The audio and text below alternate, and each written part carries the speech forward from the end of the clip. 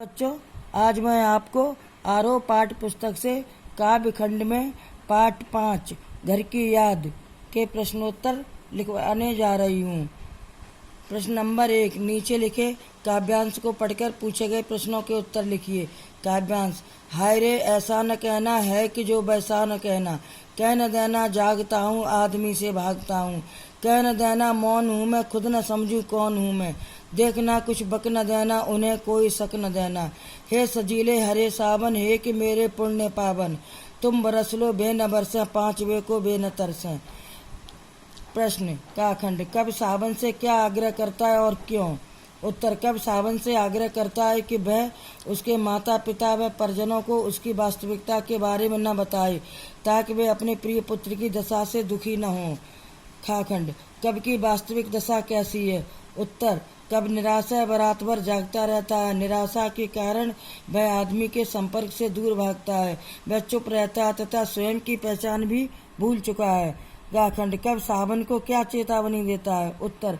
कब सावन को चेतावनी देता है कि वह उसके परिजनों के सामने फिजूल में न बोले तथा कब के बारे में सही तरीके से बताए ताकि उन्हें कोई शक न हो। अगला क्वेश्चन। पानी के रात भर गिरने और प्राण मन के गिरने में परस्पर क्या संबंध है? उत्तर।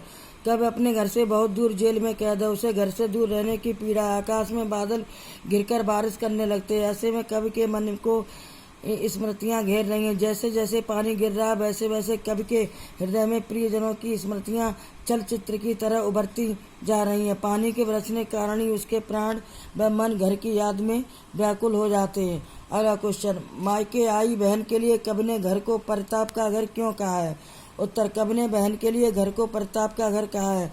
बहन मायके में अपने परिवार वालों से मिलने के लिए खुशी से आती है, वह भाई बहनों के साथ बिताए हुए क्षणों को याद करती है। घर पहुंचकर जब उसे पता चलता है कि उसका एक भाई जेल में है तो वह बहुत दुखी होती है। इस कारण कवि ने घर को प्रताप का घर कहा है। अगला क्वेश्चन। पिता के व्यक्तित्व की किन विशेषताओं को उकेरा गया है? उत्तर। कविता में पिता के व्यक्तित्व की निम्नलिखित विशेषताओं को उकेरा गया है। काखंड। पिताजी पूर्णतः स्वस्थ हैं, बुढ़ापे ने उन्हें छुआ तक नहीं है।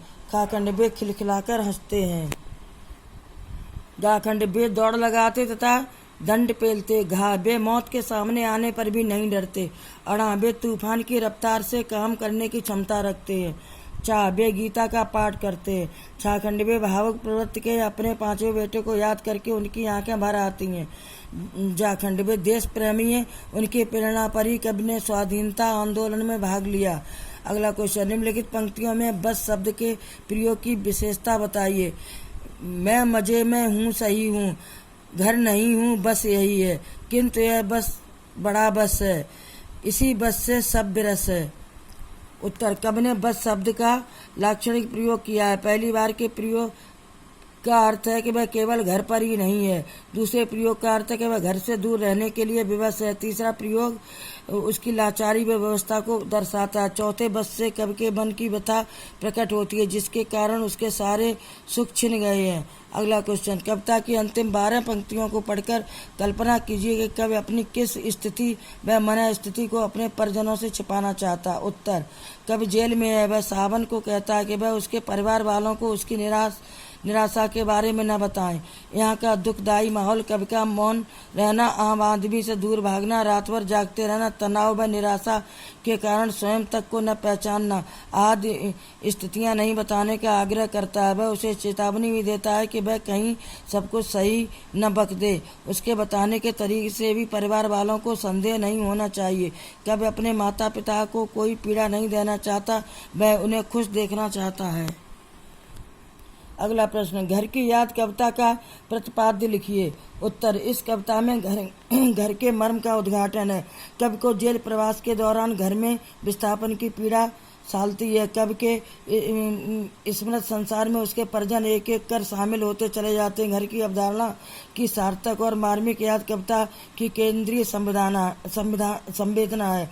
सावन के बादलों को देखकर कवि को घर की याद आती है। वह घर के सभी सदस्यों को याद करता है। उसे अपने भाइयों व बहनों की याद आती है। उसकी बहन भी मायके आई होगी। कवि को अपनी अनपढ़ पुत्र के दुख से व्याकुल परंतु स्नेहमयी माँ की याद आती है। वह सावन को दूत बनाकर अपने माता पिता के पास अपनी कुशल क्षेम पहुँचाने का प्रयास करता है ताकि कवि के प्रति उनकी चिंता कम हो सके।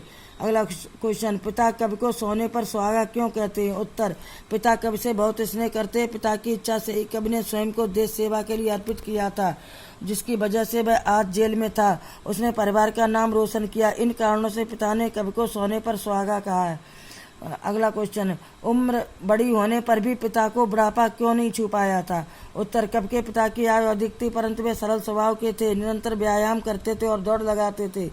वे खूब काम करते थे तथा निर्भय रहते थे, इस कारण उन्हें बुढ़ापा छू नहीं पाया था।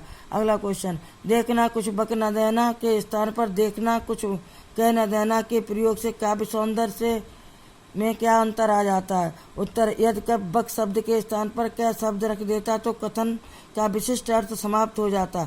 बकना शब्द खींच को प्रकट करता है, कहना सामान्य शब्द है, अतः बक शब्द अधिक सटीक है। बच्चों, पाठ पूरा हुआ। प्रश्नोत्तर लिखें और याद करें।